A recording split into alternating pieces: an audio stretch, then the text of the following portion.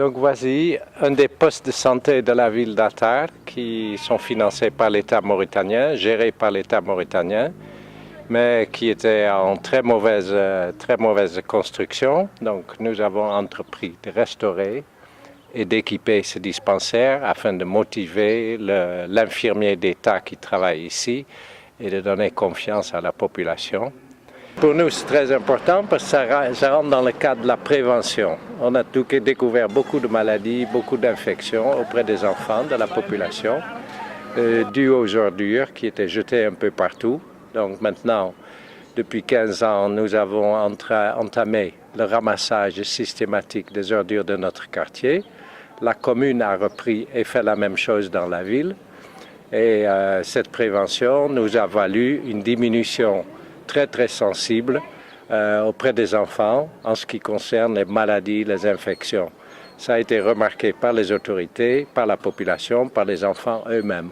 Et on va créer aussi un petit jardin potager pour l'infirmier et pour montrer aux gens que chacun puisse se procurer et produire sa propre nourriture à la place de l'importation de beaucoup de produits.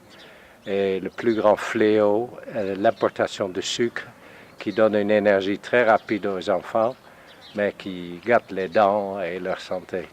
Donc pour ça, nous avons un projet de suivi où il s'agira de soigner les dents de tous les élèves de la ville d'Attar. Un grand projet parce qu'il y a 13 écoles primaires, il y a 2 lycées, donc nous en avons pour quelques années grâce à des bénévoles qui viennent de l'Europe et des bénévoles mauritaniens pour soigner tout ce beau monde.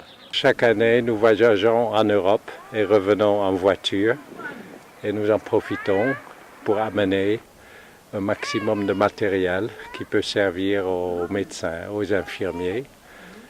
Donc, comme vous avez vu, on a pu amener un peu de matériel médical pour l'hôpital de la ville d'Attar. Et nous surveillons à ce que ce matériel soit utilisé, qu'il ne soit pas vendu et que ça tombe en de très bonnes mains. Mais nous avons l'expérience que ça commence à se passer d'une façon très correcte et que les choses qu'on leur donne sont effectivement utilisées ou trouvent un utilisateur nécessiteux. Donc nous remercions d'avance et après tous ceux qui nous aident en Europe, en Mauritanie, en nous procurant du matériel, en étant disponibles comme volontaires ou avec des aides financières dont nous avons évidemment beaucoup besoin.